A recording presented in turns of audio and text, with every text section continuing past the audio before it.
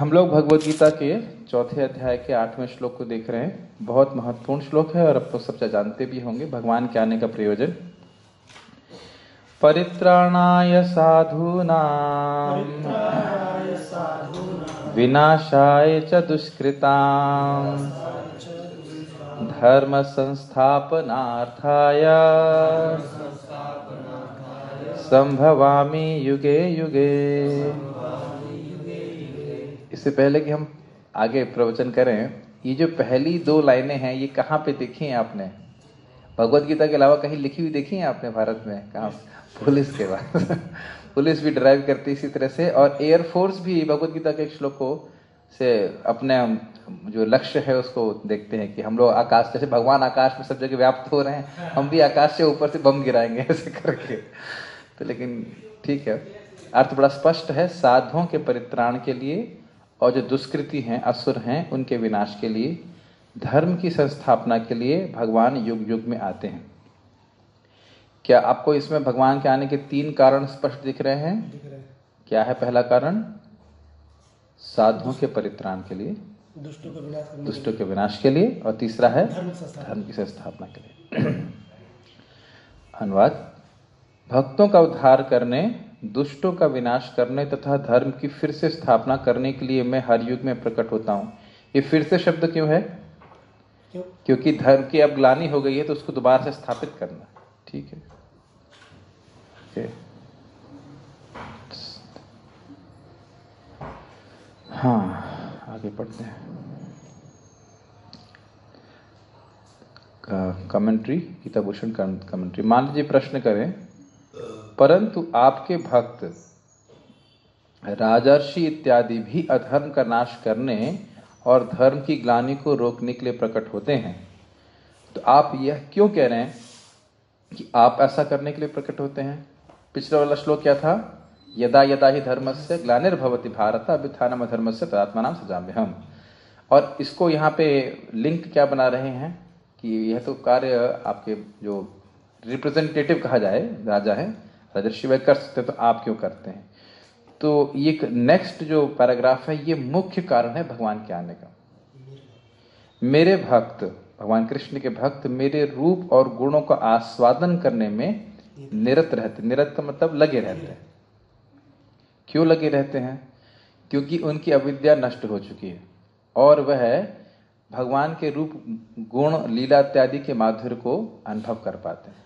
तो महाराज जी कई बार उदाहरण देते हैं रेडियो वाला। अगर रेडियो ठीक है तो जो क्या कह सकते हैं, उसका जो सिग्नल ब्रॉडकास्ट किया जा रहा है वह आप उसको पकड़ लेते हैं। और इसी तरह टीवी का एग्जाम्पल भी दिया जा रहा है। निराकारवादी का एग्जाम्पल इस संबंध में दिया जाता है, जब आपने देखा हो पहले टीवी में सिग्नल नहीं आता था, तो झिलमिल होता था, तो कुछ दिखाई नहीं पड़ता था, कोई रूप नहीं दिखाई पड़ता था। और अगर आपका सिग्नल ठीक है तो बहुत सुंदर रूप, सारा पिक्चर सब दिखाई पड़ता है। तो जिसकी अविद्या नष्ट हो गया वह भगवान के नाम रूप गुण लीला के माधुर्य को समझ पकड़ता है, इसलिए निरत रहता है। निरत मतलब लीन कह सकते हैं एक दृष्टि से, लेकिन निरत का मतलब तो सिम लगा रहना, छोड़ने का मन नहीं करता। इसको उदाहरण आप भागवत में सुनते हो, प्रथम स्कंद के प्रथम अध्याय में ही सुनते हैं ना। वयम तु न वितृप्यामः उत्तम श्लोक विक्रमे यश शृण्वताम रसज्ञानाम स्वादु स्वादु पदे पदे। सुने हैं हम? अन्य लोग तृप्त हो सकते हैं लेकिन हम तृप्त नहीं होते हैं। उत्तम श्लोक विक्रम, भगवान कृष्ण के विक्रम यानी उनकी महिमा को सुनने से। तो क्यों सुन नहीं होते हैं? यश शृण्वताम, क्योंकि हम सुन रहे हैं और सुनने में कभी कान भरता नहीं। पेट भर जाता है कितना भी अच्छा खाए, लेकिन सुनने में कान नहीं भरता। और रसज्ञ हैं, हम रस को जानते हैं, भगवान की कथा का रस क्या है।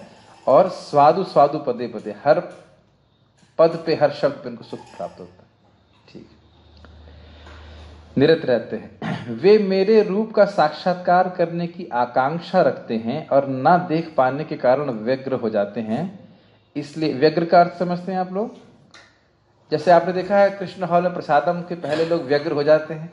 9 बजे प्रसादम का समय आता है तो महाराज बोलते ना, भूखा साधु बाघ बराबर वाला तो एकदम गुस्सा हो जाते हैं। तो इस प्रकार से लोग, जैसे कोई भूखा व्यक्ति खाना ना मिले तो व्यग्र हो जाता है, परेशान हो जाता है, इस प्रकार से हो जाता है। इसलिए उनकी इस व्यग्रता जनित दुख को दूर करने के लिए मैं अपने आकर्षक रूप को साक्षात प्रकट करता हूं। तो यह है कारण नंबर 1, और यह अर्थ हुआ साधुओं के परित्राण का। ठीक है, वस्तुतः साधुओं को इस जगत का दुख भी महसूस नहीं होता। जो असली साधु, जो भगवान के भजन में क्यों नहीं है, क्यों? क्योंकि भगवान की भक्ति करने से उनको सुख प्राप्त होता है। इसलिए शाकनी हमने सुना ही है, भक्ति का साधना भक्ति का ही है, लक्षण है कि सारे दुखों का निवृत्ति हो जाती। तो अब पहला कारणभूत क्या है? कारण एक भूत नहीं कहना चाहिए, कारण क्या हम देख रहे हैं? भक्तों को जो उनके स्वरूप को देखने के लिए व्यग्र रहते हैं, भगवान अपने स्वरूप को प्रकट करते हैं। और प्राय समाज में लोग क्या बोलते रहते हैं कि हम भगवान निराकार हैं, तो सुन करके भगवान के भक्त बहुत दुखी होते हैं। अच्छा, एक और अद्भुत बात है कि भक्तों को तो भगवान के रूप की अनुभूति होती है, लेकिन बाहर के लोगों को अनुभूति नहीं होती है, और उस प्रकार का हल्ला करते रहते हैं कि भगवान निराकार हैं, तो उससे भक्तों को कष्ट होता है। ये उदाहरण है अद्वैताचार्य जी का। अद्वैताचार्य जी बहुत दुखी रहते थे क्योंकि सभी लोग इस प्रकार से अभक्त बने हुए थे, और वह यहाँ तक बोलते थे कि अगर ये लोग भक्ति नहीं करेंगे तो मैं मतलब महाविष्णु के रूप में चक्र चला के सारे यवनों को मार दूंगा अगर। लेकिन पहले वह भगवान चैतन्य महाप्रभु को अवतरित कराया। दूसरा कारण, मैं रावण और कंस जैसे दुष्कृतियों का नाश करने के लिए ही प्रकट होता हूं। अब इस पे प्रश्न किया जाएगा, तो आप लोग ध्यानपूर्वक सुनिए। जो मेरे भक्तों से द्रोह करते हैं और जो मेरे बिना किसी के द्वारा भी मारे नहीं जा सकते। अब आप लोग को उत्तर देना है। रावण के संबंध में उसको ऐसा क्या वरदान प्राप्त था जिसके लिए भगवान को ही आकर के उन्हें मारना पड़ा? किसी को पता है? माइक दीजिए पहले।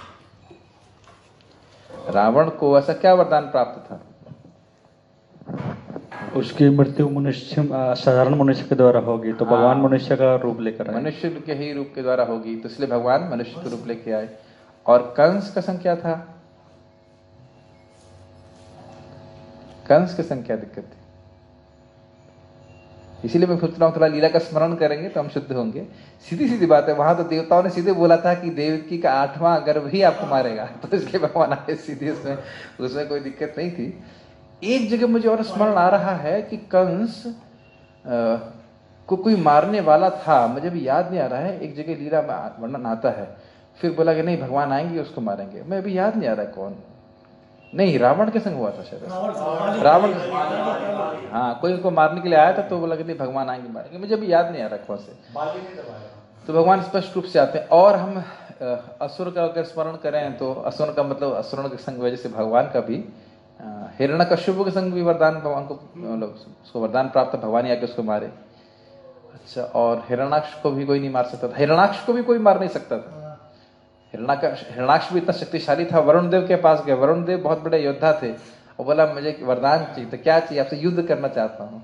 तो कहता है अभी मैं वृद्ध हो गया हूँ, इसलिए आपसे युद्ध नहीं कर सकता, लेकिन आपको मारने वाला कोई आएंगे, ऐसे करके। ठीक है, कारण नंबर 2 है ऐसे असुरों को मारने के लिए आते हैं जिसको कोई नहीं मार सकता। वैसे कभी कभी लोग प्रश्न करें अभी इतने असुर बढ़ गए हैं, भगवान क्यों नहीं आ रहे हैं? क्योंकि ये असुर तो मलेरिया से मर जाएंगे।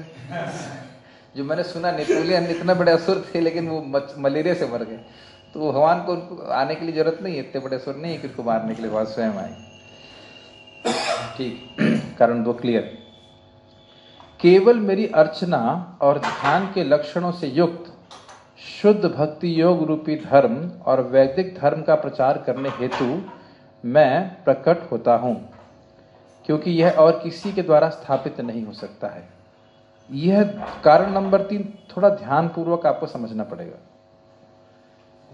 यह आपको श्रीमद् भागवतम में माता कुंती की स्तुति से भी मालूम चलता है। श्रवण स्मरण अर्हाणी, आपका श्रवण स्मरण पूजन इत्यादि के जो शुद्ध भक्ति का पद है, इसको स्थापित करने के लिए आप आते हैं। श्लोक क्या है? शृण्वन्ति गायन्ति गृह्णन्ति भीक्ष्णशः स्मरन्ति नन्दन्ति तवे हितं जना तैव पश्यन्ति अचिरेण तावकं भव प्रवाहो परमाम पदाम्बुजम्। शृण्वन्ति मतलब सुनते हैं, सुनना नहीं, जो सुनते हैं, बहुत सारे सुनते हैं। गायन्ति गाते हैं, गायन्ति शृण्वन्ति गायन्ति गृह्णन्ति, कोई सुनने वाला नहीं है, गाने के लिए मतलब किसी को बोल नहीं सकते, तो खुद ही गुनगुनाते रहते, उसको गृह्णन्ति हो गया। अभीक्ष्णशः मतलब लगातार, स्मरणति मतलब स्मरण करते हैं, और नंदनति स्मरण करके बड़ा प्रसन्न होते हैं, या कोई और बोलता है तो बड़े प्रसन्न होते हैं। ये 5 प्रकार के इस प्रकार से कार्य करते हैं। तो क्या बोल रहे हैं, तव हितम जना, हित क्या बोले, तवे हितम जना, हित का अर्थ होता है भगवान के कार्य के लाभ, कर्म। तो जब तक भगवान यहाँ पे आएंगे नहीं, कुछ लीला करेंगे नहीं, तो लोग गाएंगे क्या? और बहुत सारी लीला करनी होगी ताकि लोग के पास गाने के लिए बहुत सारा कुछ कह सकते हैं मटेरियल हो, मटेरियल मतलब विषय है, विषय, ठीक। तो क्या होगा, तएव पश्यन्ति अचिरेण तावकम, वो ही आपके चरण कमलों को देखेंगे। और क्या है आगे शब्द, अचिरेणा, बहुत लंबे समय के बाद नहीं, बहुत जल्दी ही देखेंगे। और तएव मतलब वही देखेंगे, उसके अलावा और कोई नहीं देख सकेगा। तो इस शुद्ध भक्ति का पथ स्थापित करने के लिए भगवान को क्यों आना पड़ेगा? ये जो मैंने श्लोक समझाया, श्लोक समझ में आ रहा है कि जो कोई व्यक्ति भगवान की लीलाओं को गाता है, सुनता है, स्मरण करता है, आनंदित होता है, तो ऐसा व्यक्ति ही बहुत जल्दी भगवान को देखेगा। तो उसके लिए भगवान को आने की क्या जरूरत है? बहुत इजी प्रश्न है, लेकिन फिर भी भगवान को आने की क्या जरूरत है? जब भगवान आएंगे, लीला करेंगे, तब तो उनकी हित यहाँ पे जगत में प्रकाशित होगा, नहीं तो मालूम कैसे चलेगा भगवान क्या कर रहे हैं। ठीक है ना, ये कारण है एक कारण। दूसरा, वैदिक धर्म का प्रचार का मतलब हो गया वर्णाश्रम धर्म की स्थापना करने के लिए। इसी को भगवान अभी आके बोलेंगे, चतुर्वर्ण्य मया सृष्टम गुण कर्म विभागश। तो भगवान स्वयं आकर के उसको सृष्टि करते हैं, इन द सेंस स्वयं का अर्थ है कि उसको स्थापना करते हैं जब उसमें कोई गड़बड़ हो जाता है। जैसे आप लोग जानते हो दशम स्कंद में क्या है, आक्रांत भूरी बारे ना, या प्रथम स्कंद में है, वो मतलब जो दैत्य रूप में थे, राजा तो थे लेकिन वास्तविक रूप से दैत्य थे, तो भूभार बने हुए थे। तो उनको फिर ठंडा करने के लिए, समाप्त करने के लिए भगवान आए, क्योंकि वह वर्णाश्रम धर्म को नष्ट कर रहे। आप लोगों को पता ही होगा कि कंस किस प्रकार से गायों का वध कर रहा था, ब्राह्मणों का वध कर रहा था, क्योंकि वो कारण क्या बताया था उसने इस प्रकार से करने का? ब्राह्मणों और गायों को मारने का कारण क्या बताया था, को याद है? बताइए। क्योंकि गाय से घी होगा और ब्राह्मण घी से यज्ञ करेंगे। हाँ। और देवताओं को और भगवान को मतलब उसका भाग मिलेगा, तो लोग रोकने के लिए पुष्ट होंगे। तो इस प्रकार से उसकी मति थी। तो हमेशा से इस प्रकार के लोग रहे हैं, तो उसको ऐसा वो करने के लिए पता। तो 2 प्रकार के धर्म कौन से हैं जिनको भगवान स्थापना कर रहे हैं? एक वर्णाश्रम का और एक भागवत धर्म की स्थापना करने के लिए। ठीक, यह मेरे प्रकट होने के 3 कारण हैं। जब भी आवश्यकता होती है तो मैं युग युग में अवतरित होता हूं। ये तो स्पष्ट है। दुष्टों का वध करने से भगवान हरि में वैषम्यता का दोष उपस्थित नहीं होता है। मैं समझाता हूँ, इसीलिए पहले पूरी लाइन पढ़ूंगा। क्योंकि मोक्ष आनंद लाभ देने के द्वारा वह भगवान के अनुग्रह रूप में परिणमित हो जाता है। समझ में आया? वैषम्यता का मतलब है आप मेरे मित्र हो और ये मेरे शत्रु हैं, तो शत्रु को मारूंगा और मित्र को प्रेम करूंगा। ये जगत में हम खूब देखते हैं। तो हम जब सोचते, हम उसी प्रकार सोचते हैं कि भगवान अगर किसी को मार रहे हैं तो वो उनको शत्रु रूप में मार रहे हैं। देखिए, समझ लेना चाहिए कि भगवान इंद्रियों के भी परे हैं, तो अस्त्रों के परे तो बिल्कुल हैं, और मार के भी उद्धार कर देते हैं ना। हाँ, तो भगवान को कोई छू नहीं सकता है, पकड़ ही नहीं सकता, मन से ही नहीं पकड़ सकता, अस्त्रों से क्या मारेगा भाई? मुझे तो किसी से भय तब लगेगा, शत्रु तब मानूंगा जब मेरा कुछ कर सकते। ठीक भाई, हम अगर मच्छर को भी देखते हैं, कभी कोई मच्छर को मार देता है इसी भय से ना कि मच्छर मुझे काट लेगा। लेकिन एक सीधी सीधी बात है, अगर आप मच्छरदानी के अंदर हैं तो आपको भय नहीं है, मच्छर हो या नहीं हो। तो भगवान तो पूरी तरह से दिव्य स्थिति में है, उनको कौन छू सकता है, उनको कोई पकड़ ही नहीं सकता। तो भय का कोई प्रश्न नहीं उठता भगवान के लिए। और प्लस भगवान सभी कोई भगवान के अंश हैं, तो भगवान तो किसी से द्वेष नहीं करते। तो यही बात बोल रहे हैं कि असुर को जब यहाँ ऐसा लग रहा है कि 2 कार्य कर रहे हैं, कि भक्तों को प्रेम दे रहे हैं और असुरों को मार रहे हैं, लेकिन असुरों पे भी भगवान कृपा करते हैं। प्रभुपाद इंग्लिश में बोलते हैं God is all good, always good. भगवान हमेशा अच्छा करते हैं। भगवान किसी का अहित चाहे भी तो भी नहीं कर सकते। स्पष्ट है, अगर उसमें कुछ डाउट आपको लग रहा है? ठीक है, भगवान अगर चाहे भी तो कभी किसी का हित नहीं कर सकते। तो इसलिए वैषम्यता का दोष नहीं आएगा। इस वैषम्यता का अर्थ समझ लीजिएगा, ये चीज 7वें स्कंद को शुरुआत करती है कि आप बोल रहे, अरे अभी आप 6ठे स्कंद में हुआ था ना कि वो इंद्र का पक्ष ले रहे हैं, असुरों को मार रहे हैं, तो ऐसा लग रहा है कि भगवान विषम है, लेकिन भगवान विषम नहीं है। ठीक है, ओके, तात्पर्य कौन पढ़ेंगे? हिंदी कौन पढ़ लेते हैं ठीक से? अनंत कृष्ण हिंदी ठीक से पढ़ना बहुत जरूरी है। चलिए, अनंत कृष्ण हमारे स्टैंडर्ड रीडर खोला भी नहीं अभी आपने।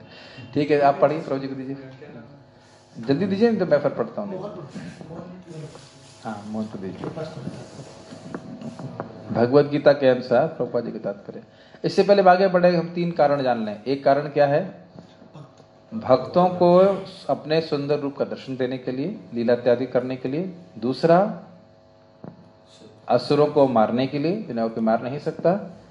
तीसरा, 2 प्रकार के धर्म, भागवत धर्म, भक्ति का धर्म, श्रवण कीर्तन के प्रोसेस को स्थापित करने के लिए, और वर्णाश्रम। एकदम स्पष्ट तात्पर्य पढ़िए। भगवत गीता के अनुसार साधु पवित्र पुरुष कृष्ण भावना भावित व्यक्ति है। हाँ, ये एक इंटरेस्टिंग बात है। अब प्रभुपाद जी का तात्पर्य इतना खोल खोल के क्यों समझा रहे हैं? क्योंकि साधु का अर्थ सोचते हैं कि दाढ़ी लंबी है। पहली चीज हम ये सोचते हैं, साधु खिला रहे हैं मतलब उसकी दाढ़ी बहुत लंबी होनी चाहिए, जटा होनी चाहिए, इतना भव्य है वह साधु होगा। लेकिन यहाँ पे साधु का अर्थ क्या है? कृष्ण भावना भावित व्यक्ति। तो प्रभुपाद जी अपनी भावुकता में बोल रहे हैं, कोई प्रमाण है कि साधु मतलब भक्त? क्या प्रमाण है? चलिए, हम भागवत से नहीं ले रहे अभी, खाली भगवत गीता से बताइए, जहां भगवान ने बोला है साधु। देखिए हम लोग, हाँ, निरंतर भक्ति में लगा। साधु कहते हैं, अपि चेत सुदुराचारो भजते माम अनन्य भाग साधु रेव समन्तव्य सम्यक व्यवस्थित हो। कोई सुदुराचारी भी क्यों नहीं है हो, लेकिन केवल भगवान को प्रसन्न करने के लिए भजन कर रहा है, शुद्ध भक्ति के पथ में लगा, उसको भी साधु रेवा, उसको भी साधु ही मानो। तो सदाचारी भक्त को क्या ना क्या फिर कितना साधु मानना चाहिए? ठीक है। अधार्मिक लगने वाले व्यक्ति में यदि पूर्ण कृष्ण चेतना हो तो उसे साधु समझना चाहिए। ये श्लोक समझ में आ रहा है? अभी हमने कोट किया। यस। दुष्कृताम उन व्यक्तियों के लिए आया है जो कृष्ण भावनामृत की परवाह नहीं करते, भगवान श्री कृष्ण की शरण नहीं लेते। यस। प्रभुपाद जी बहुत सीधा बहुत बोलते हैं, कोई कृष्ण की शरण नहीं लिया है मतलब दुष्कृतिवाद। और प्रभुपाद जी कहते हैं हम गाली नहीं दे रहे हैं, हम खराब नहीं बोल रहे हैं, प्रभु भगवान स्वयं बोल रहे हैं। अरे भाई साहब, वो फिलोसोफर हैं, ये हैं, वो हैं। नहीं नहीं नहीं, भगवान की शरण ले रहा है, कहते नहीं, तो फिर दुष्कृतिवाद। और भक्त है, भगवान की शरण ले रहा है, कदाचित थोड़े दोष भी हैं उसमें, तो कोई कठिनाई नहीं है। जैसे चंद्रमा में अगर कुछ दाग हैं, दाग तो होते हैं, फिर भी वह पूरे विश्व को ठंडी किरणें दे सकता है कि नहीं? ये आचार्य लोग उस श्लोक में टीका करते हैं। समझ रहे हैं? क्या समझ रहे हैं? क्या टीका है? चंद्रमा में बस खाली हम लोग गर्दन हिलाने की आदत पड़ गई है। हाँ, सब समझ रहे। इधर बैठिए। चंद्रमा में अगर स्पॉट हैं, स्पॉट तो होते ही हैं, इसका मतलब ये नहीं है कि दुनिया के लोगों के जीवन से अंधकार को नष्ट नहीं कर सकता है ना? ठीक, पढ़िए। ऐसे दुष्कृताम या उपद्रवी मूर्ख तथा अधम व्यक्ति कहलाते हैं, भले ही वे सांसारिक शिक्षा से विभूषित क्यों न हो। आप ऐसा गुजराती पढ़ रहे हैं। देखिए, सांसारिक शिक्षा से विभूषित क्यों ना हो, प्रभुपाद इसको उदाहरण देते हैं कई बार कि हमने अपने आंखों से देखा कैसे, जब इंजीनियरिंग कॉलेज में था, आपने भी देखा होगा शायद, कि जो टीचर है वो जस्ट रूम के बाहर, हमने तो देखा सिगरेट फूकता है, उसके अंदर क्लास देता है। आपके यहाँ पता नहीं ऐसे होता था कि नहीं? हमारे तो खूब देखा हमने, जस्ट रूम के बाहर। तो क्या तुम्हारा चरित्र डेवलप हुआ बताओ, इतना पढ़ करके? और प्रभुपाद जी देखते हैं कि इस्कॉन में सामान्य सा भक्त, पढ़ा लिखा भी नहीं होगा, हरि नाम जप करता है, सारी बुरी आदतें वह त्याग देता है। तो यही स्पष्ट है कि सांसारिक शिक्षा। और जहां तक देखे, कंस और रावण भी कितने बड़े पंडित थे, लेकिन कोई आचरण में अच्छा नहीं रहा वो। ठीक है ना? इसके विपरीत यदि कोई 100% कृष्ण भावनामृत में लगा रहता है तो वह विद्वान या सुसंस्कृत ना भी हो, फिर भी वह साधु माना जाता है। ये अर्थ समझते हैं? 100%, 100% कृष्ण भावनामृत में लगा रहता है, इसका अर्थ समझते हैं क्या है? माइक दीजिए प्रभु जी को। ये थोड़ा समझ लेना चाहिए, इन शब्दों का अर्थ समझते चलना चाहिए। मतलब जो शुद्ध भक्ति का जो डेफिनेशन है, ज्ञान कर्म से अनावृत होके पूरी तरीके से लगा, मन कर्म वचन से। हाँ, मन से, वचन से, कर्म से वह निरंतर भगवान की सेवा में लगा हुआ है। ठीक। जहां तक ये थोड़ा सा टाइप नहीं ठीक से, जहां तक अनीश्वरवादियों का प्रश्न है, यस, भगवान के लिए आवश्यक नहीं कि वे इनके विनाश के लिए उस रूप में अवतरित हो जिस रूप में वे रावण तथा कंस का वध करने के लिए हुए थे। भगवान के ऐसे अनेक अनुचर हैं जो असुरों का संहार करने में सक्षम है, किंतु भगवान तो अपने, देखिए ये आप समझ रहे हैं ना, कुछ असुर ऐसे थे जिनका केवल भगवान ही वध कर सकते थे, तो वो उस तरह के असुर अब नहीं हैं, तो इसलिए भगवान को व्यक्तिगत रूप से आने की आवश्यकता नहीं है। भगवान के अनुचर या और भक्त लोग भी उनका वध कर सकते हैं, या अन्य समय में भी वध किए हैं, ठीक है। किंतु भगवान तो अपने उन निष्काम भक्तों को तुष्ट करने के लिए विशेष रूप से अवतार लेते हैं जो असुरों द्वारा निरंतर तंग किए जाते हैं। तंग का अर्थ केवल फिजिकल टॉर्चर ही नहीं है। मैंने आपको बताया था कि सबसे ज्यादा खराब बात ये लगती है कि जिसको आप प्रेम करते हो और जो बहुत सद्गुण संपन्न है उसमें दुर्गुण कोई निकाले। जैसे आपको पता हो, मैंने कई बार चर्चा किया है, महाप्रभु बनारस में आते हैं तो प्रकाशानंद सरस्वती उनकी बहुत निंदा कर रहे होते हैं, अरे ये तो भावुक है, ये है, इसे तो वो जानता नहीं है, ये तो पागल हो गया, ऐसे ऐसे बहुत सारी बातें, पागलों की तरह नाच रहा है। तो यह सुन करके जो ब्राह्मण उनके पास गए थे, महाराष्ट्र ब्राह्मण जहाँ तक मुझे याद आ रहा है, तो उनको बहुत दुख हो रहा था। तो फिर उन्हें इच्छा करी कि महाप्रभु जाकर के आप उनका उद्धार करिए। और इसी प्रकाशानंद सरस्वती के बारे में महाप्रभु बंगाल में बहुत क्रोधित हो रहे थे कि यह मेरे स्वरूप को कह रहा है, मैं निराकार हूं, इस अपराध के कारण मैं उसको कोड़ दिया है, लेकिन समझ नहीं पा रहा है। ये आप शास्त्र पढ़ेंगे, उसमें स्पष्ट महाप्रभु चैतन्य भागवत में बोल रहे हैं कि ये मेरे इतना सुंदर रूप है, ऐसा खंडन कर रहा है, इसको मैंने कोड़ दिया है, लेकिन समझ नहीं पा रहा। तो हम ये देखते हैं कि जब कोई इस प्रकार की बात सुनता है भक्त की, भगवान निराकार है, ये है, तो उसको बहुत दुख होता है। तो भगवान इस प्रकार से आकर के अपने बारे में प्रमाणित करते हैं कि देखो मेरे भक्त का अनुभव है वो सत्य है, ऐसा नहीं है कि भगवान नहीं है, मतलब मैं निराकार हूं इत्यादि। यस, असुर भक्त को तंग करता है भले ही वह उसका सगा संबंधी क्यों ना हो। यद्यपि प्रहलाद महाराज हिरण्यकश्यप के पुत्र थे, किंतु तो भी वे अपने पिता द्वारा उत्पीड़ित थे। इसी प्रकार कृष्ण की माता देवकी यद्यपि कंस की बहन थी, किंतु उन्हें तथा उनके पति वासुदेव को इसलिए दंडित किया गया था क्योंकि उनसे कृष्ण को जन्म लेना था। कभी आपने सोचा है कि माता देवकी और वसुदेव को कितना कष्ट उठाना पड़ा कृष्ण को अपने संतान के रूप में प्राप्त करने के लिए? जो तपस्या उन्होंने पिछले जन्म में करी सो तो करी, इस जन्म में भी अपनी आंखों के सामने अपने बच्चों को मरते हुए देखा। और हम लोग खाली हाँ नाम करते रहे, बोलते रहे, ब्रह्मचारी होकर के हम क्या समझेंगे, और अच्छा है कि हम शादी नहीं करें, लेकिन फिर भी ये हम समझ नहीं सकते कि अपने सामने एकदम नवजात शिशु को इतनी बेरहमी से मार देने का दुख कितना होता है। हम लोग कल्पना नहीं कर सकते ना, लोग लिटरली पागल हो जाना चाहिए। और उसके बाद कोई सोचेगा क्या, अरे अब हम अगली बार जन्म ही न दें, अगली बार जन्म देंगे फिर बच्चा मर जाएगा। मेरे महाराज इस बात को समझा रहे थे, बहुत अच्छा प्रवचन था। कह रहे हैं स्वाभाविक होगा ना, अरे भाई हम बच्चा पैदा करेंगे इतना कुछ, और बच्चा पैदा करना ऐसा तो नहीं होता कि रोटी बनाया, दाल चावल चावल बनाना, कितना उसमें माता का शरीर का भी कितना उसमें कह सकते हैं शक्ति है उसमें अर्जित, मतलब जाती है ना। और उसके बाद वो तुरंत मार दिया जाएगा बच्चा। तो हम लोग सोचते हैं कि हम बहुत आसानी से, मतलब बड़ी आसानी से कृष्ण को प्राप्त कर लेंगे, ऐसे कैसे होगा? कृष्ण बहुत परीक्षा लेते हैं ना, अपने शुद्ध भक्तों के, अपने माता पिता की इतनी परीक्षा लिए और हम हमको ऐसे छोड़ देंगे? एक बार एक मैंने सुना था, ये मतलब कथा तो हमने पढ़ी नहीं कहीं, लेकिन अच्छी बात थी कि शिक्षा अच्छी थी कि एक व्यक्ति आए, सब लोग भगवान के पास आ रहे थे, भगवान ये चाहिए, ठीक है ले लो, भगवान ये चाहिए तो ये ले लो, भगवान वो चाहिए ले लो। तो एक व्यक्ति बोला, वो उसको बहुत देर से वेट करा रहे थे, तो उससे भक्ति ने पूछा कि ये मैंने सुना है लेकिन शिक्षा अच्छी है, तो कि भगवान इसको वेट क्यों करा रहे थे देर से, सबको तो आपने जल्दी जल्दी वरदान दिया। तो कहता है ये मेरा प्रेम चाहता है तो प्रेम चाहने वाले को थोड़ा वेट कराता हूँ क्योंकि वो मुझे ही चाहता है।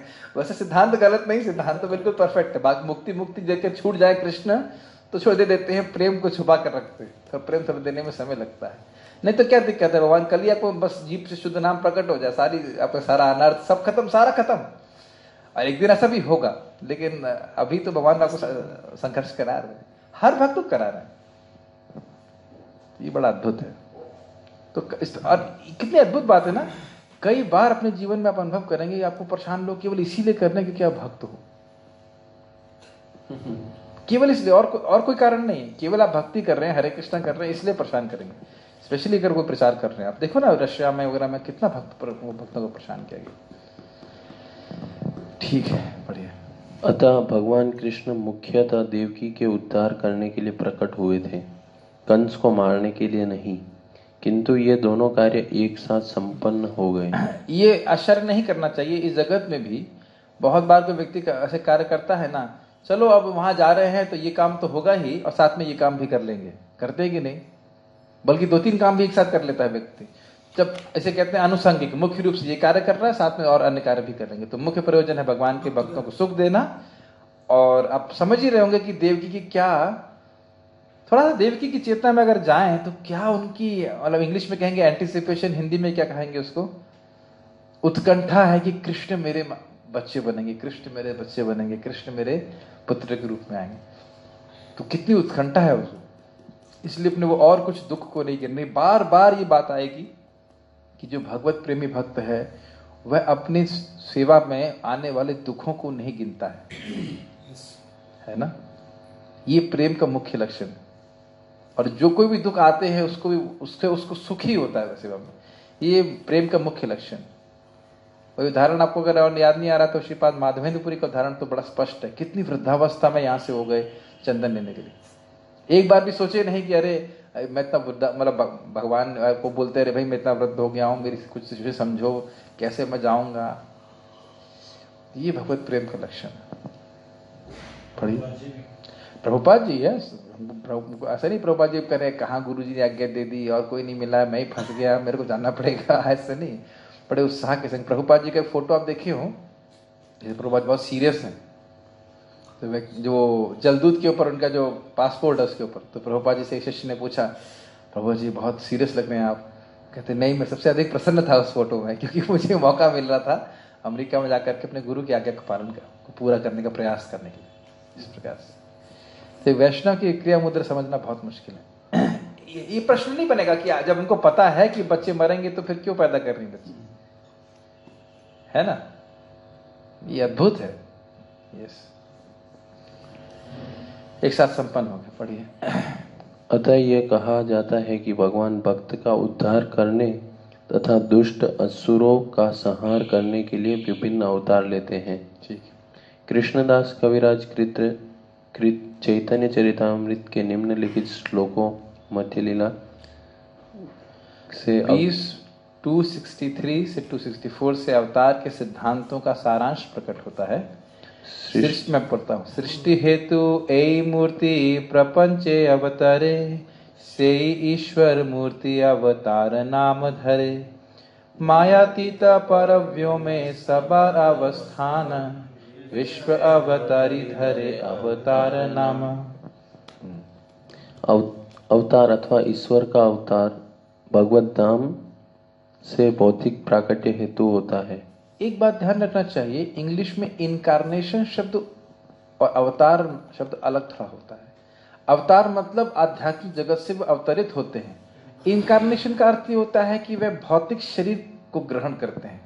ऐसा अब इंग्लिश की एक लिमिटेशन है, इसलिए ऐसा कहा जाता है। लिमिटेशन मतलब सीमितता है, लेकिन अवतार मतलब वो अपने स्वरूप को प्रकट करते हैं।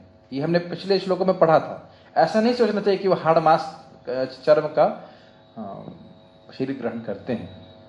ठीक है। ईश्वर का यह विशिष्ट रूप जो इस प्रकार अवतरित होता है अवतार कहलाता है।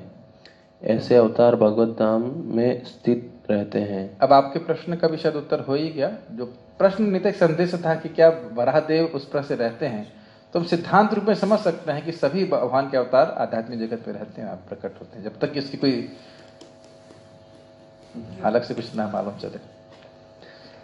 जब ये भौतिक सृष्टि में उतरते हैं तो उन्हें अवतार कहा जाता है। जैसे एक छोटा सा आपको मैं प्रमाण दूंगा, बृहद भागवतामृत में स्पष्ट होता है, जब गोप कुमार ब्रह्मांड की तरफ बाहर जा रहे होते हैं तो मोहिनी अवतार जो है उनकी भी एक अलग स्थिति है, कह सकते हैं ग्रह, वहां पे वो मोहिनी अवतार को देखते हैं। तो सभी अवतारों की अपनी स्थिति अपने अपने जगह से आते हैं, ऐसे ही कह सकते हैं। सभी अवतार का अपना अपना सभी अपने, हाँ सभी अवतारों के अपने अपने एक लोक हैं, उसके वहां से वो अवतरित होते हैं। अब यही हम समझ सकते हैं, बाकी अधिक होगा तो कृष्ण से पूछ लीजिएगा कि कैसे होता है। जब आपको कृष्ण अनंत वैकुंठ आप सुनते, गोलोक में है, नहीं गोलोक में रहते जाके पूछ लीजिएगा भगवान आपके अवतार कैसे होते हैं। जब आप गोलोक पहुंच जाएंगे तब पूछ लेना कि भगवान के अवतार कैसे होते हैं। अभी तो बृहद भागवत में मैं पढ़ रहा था कि जो भगवान के पार्षद हैं वही अपने को वैकुंठ में भी विस्तारित करते हैं, जैसे भगवान कृष्ण अपने आप को वैकुंठ में विस्तार करते हैं। जैसे श्रीदामा के विस्तार हैं गरुड़ जी, जैसे श्रीदामा के कंधे पे भगवान कृष्ण चढ़ते हैं, ऐसे भगवान विष्णु गरुड़ जी के ऊपर चढ़ते हैं, विभिन्न प्रकार से अपने को विस्तारित करते हैं। अब कभी जीवन बचा और समय मिला तो बृहद भागवत की भी हम चर्चा कर सकेंगे। बहुत सुंदर ग्रंथ है, बहुत सुंदर ग्रंथ है। प्रभुपाद जी उसमें लिखते हैं, पढ़ना चाहिए उसको, बहुत सुंदर ग्रंथ है। अवतार इस तरह के होते हैं तथा अवतार इसी तरह के होते हैं। आप लग रहा है आप कुछ प्रसाद नहीं ग्रहण किया थोड़ा।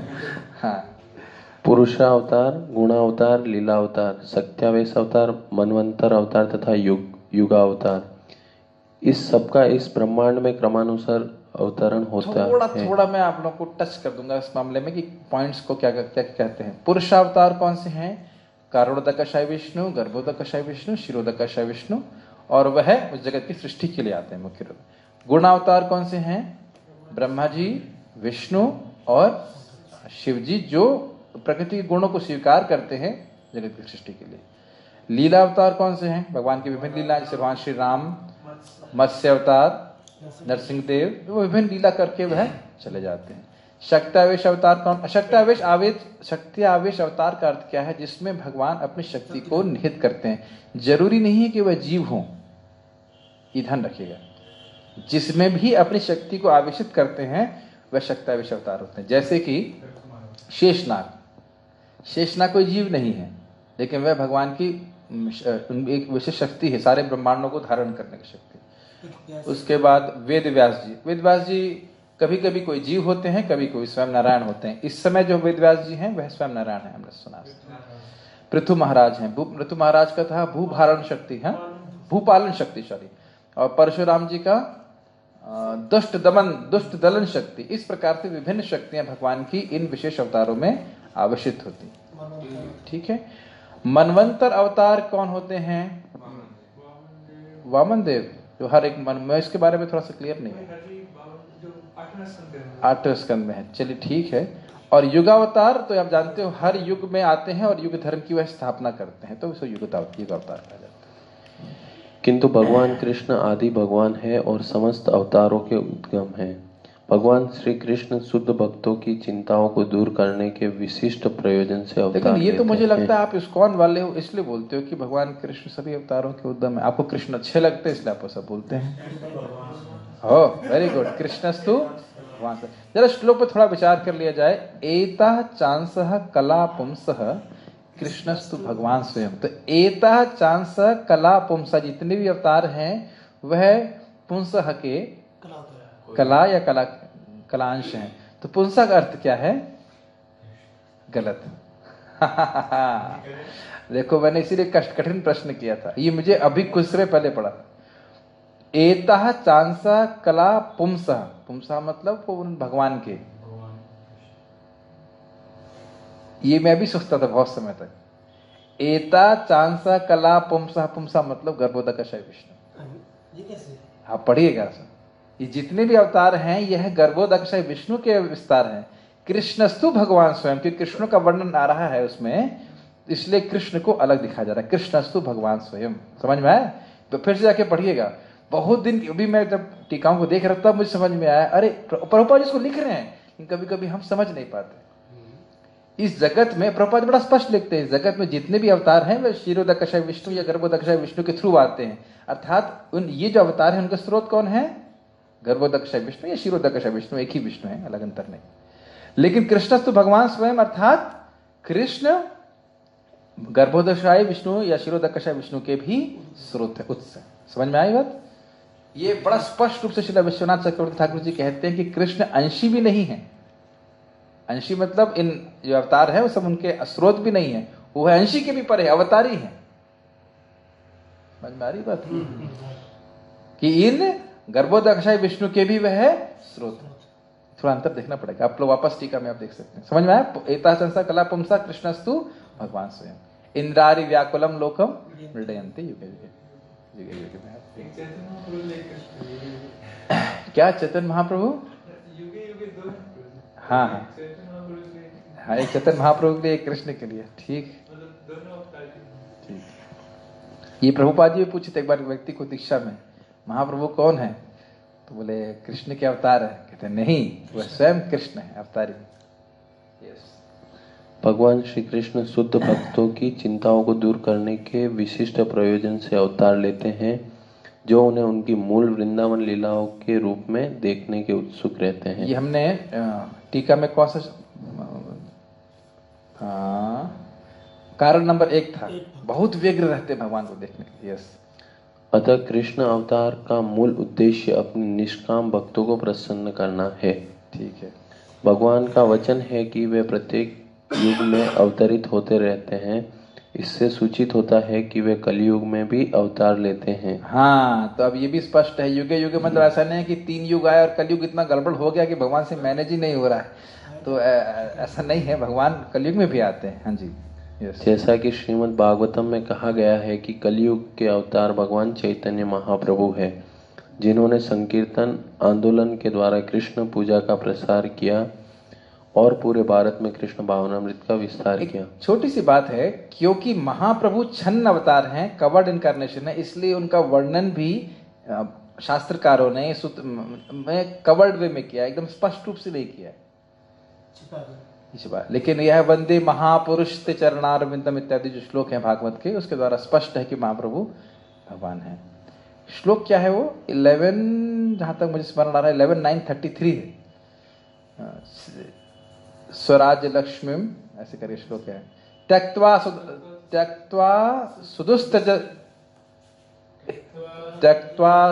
सुदुस्त्यज सुरेश्वर सुरेप्सित राज्य लक्ष्मी ऐसे करके है, और सुंदर श्लोक है। उन्होंने यह भविष्यवाणी की कि संकीर्तन की यह संस्कृति सारे विश्व के नगर नगर तथा ग्राम ग्राम में फैलेगी। एक छोटा सा प्रश्न है, भगवान की लीला, चैतन्य महाप्रभु की लीला कब शुरू हुई थी? बाइक बोली 550 साल पहले। और कब समाप्त हुई थी? जब तक संकीर्तन। हाँ, यही बात स्पष्ट है कि हम लोग भी उस लीला के भाग हैं।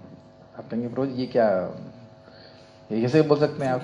लेकिन संकीर्तन आनंद पूरे गांव गांव में फैलेगा, तो वह तो अभी लीला समाप्त तो हुई नहीं ना।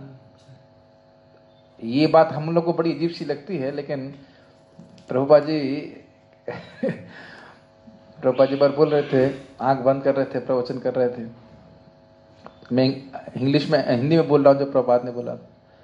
तो हमको समझना चाहिए कि यह जो कृष्ण भावनामृत आंदोलन है, ये महाप्रभु की कृपा से ही पूरे विश्व में फैल रहा है। और फिर जब आंखें खोली तो देखा सारे भक्त सो रहे। तो प्रभुपाद ने कहा, इट इज इंडीड सो, ये वास्तविक रूप से ऐसा ही है कि तुम लोग सारे सुवक्कड़ सो रहे हैं, कुछ पता नहीं है, भगवान के बारे में जानते नहीं है, फिर भी प्रचार सब हो रहा है, इनके द्वारा प्रचार कर लेते हैं। तो हमेशा हमको याद रखना चाहिए कि हम तो बिल्कुल जैसे भगवान राम के बंदर है ना, ऐसे ही है, हमें कुछ पता नहीं है।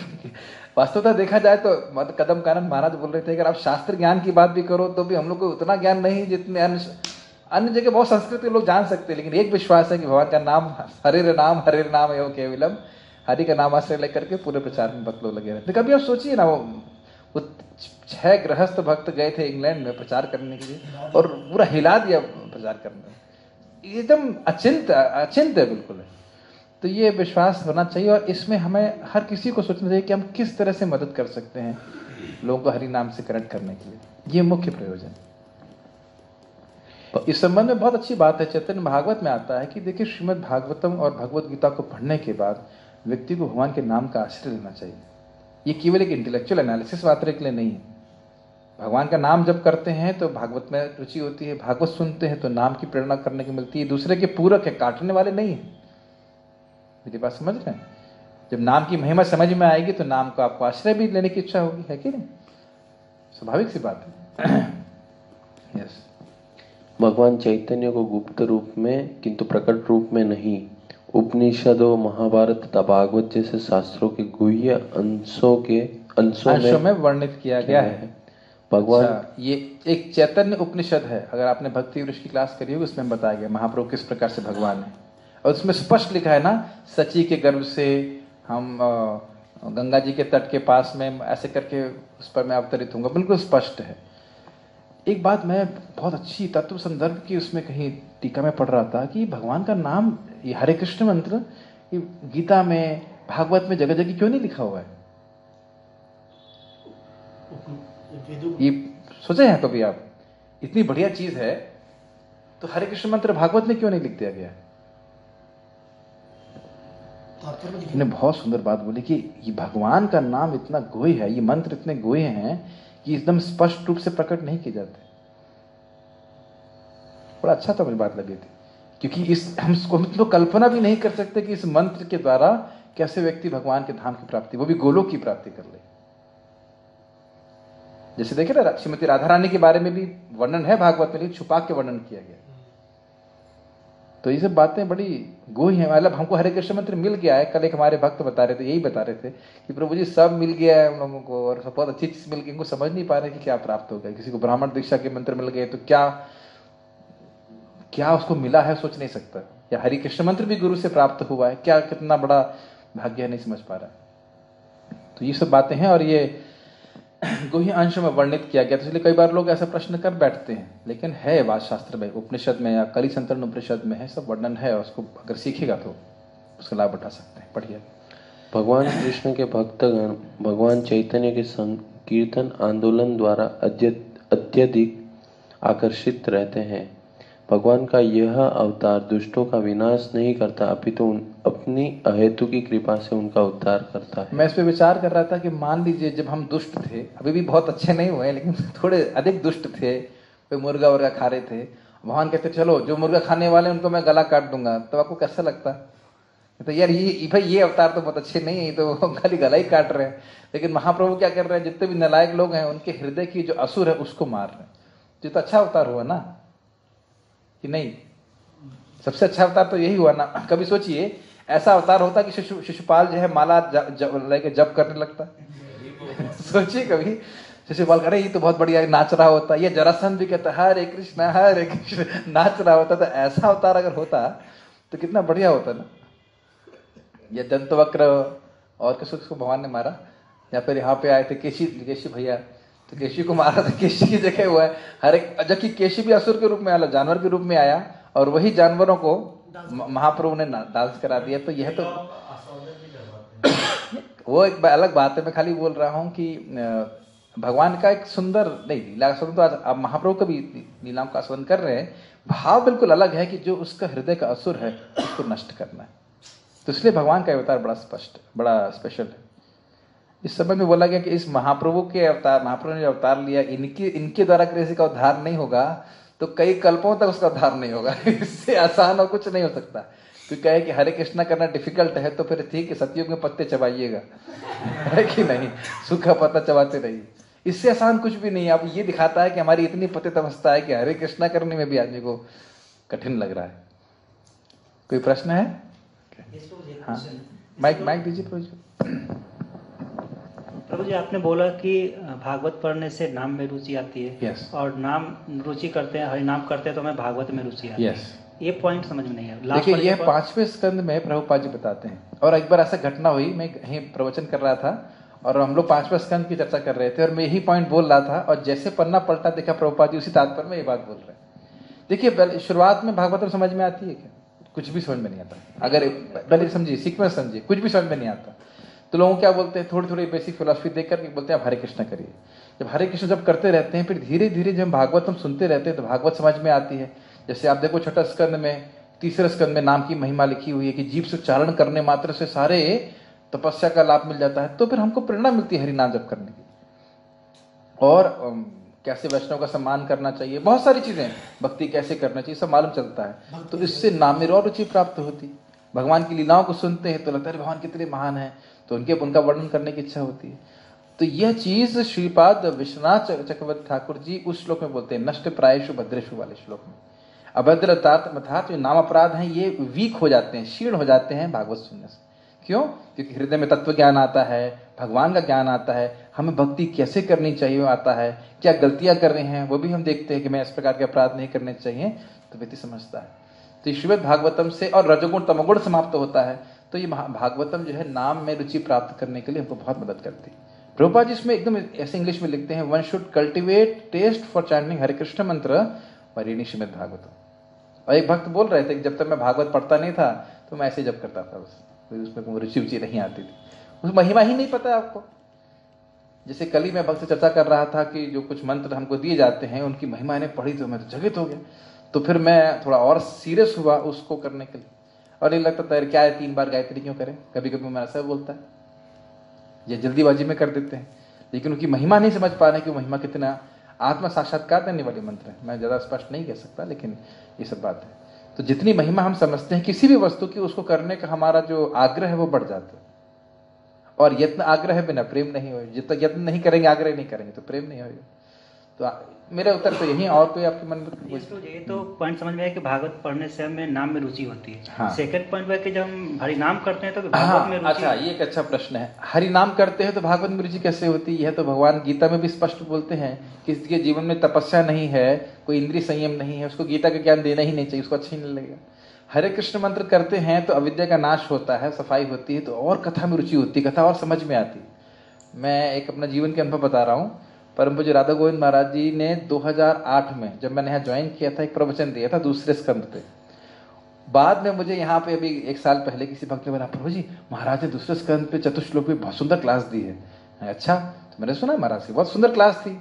बाद में कोई व्यक्ति इसमें प्रश्न कर रहा है तो मैंने कहा ये प्रश्न कौन कर रहा है? मैंने कहा मैं ही प्रश्न कर रहा हूँ मुझे बाद में लगा, समझ में आया कि मैं ही प्रश्न कर रहा हूँ, लेकिन वह क्लास मुझे कुछ भी याद नहीं थी। उस समय मैंने कुछ प्रश्न किया और कुछ कुछ समझ में भी आया था, लेकिन उतना समझ में नहीं आया था जितना कि आज समझ में आ रहा है। ये आप बार बार हरे कृष्ण मंत्र जब करते रहें, अच्छे से जब करते रहें और प्रभुपाद के ग्रंथों को पढ़ेंगे तो आपको उस पर टेस्ट भी आएगा और आपको अधिक अधिक समझ में भी आता है। ये जो है हृदय को समझ पा रहे मेरी बातें? ये स्पष्ट आपको अनुभव होगा कि इससे हरिनाम में बहुत श्रद्धा बनती है कि पहले मैं कुछ शास्त्र समझ नहीं पा रहा था, अब मेरे को समझ में कैसे आ रहा। सबका अनुभव होगा भक्तों का इस प्रकार से। प्रभु जी तो बोलते ही रहते, 6-6 महीने में इनका पूरा सारा इक्वेशन समझ में चेंज हो जाती है, जो शास्त्र का अंडरस्टैंडिंग थी वो इम्प्रूव हो जाती है। तो ये दोनों एक दूसरे के पूरक हैं, एक दूसरे को काटने वाले नहीं हैं। तो ये नहीं सोचना चाहिए कि हरि कथा कर रहे हैं तो हरिनाम में नुकसान है, या हरिनाम कर रहे हैं तो हरि कथा में व्यवधान, ऐसा नहीं। लेकिन हमें इसको निष्ठा से करना चाहिए। ठीक है, और कोई प्रश्न है? कोई प्रश्न है? ठीक। श्रीमद् भगवद गीता की जय।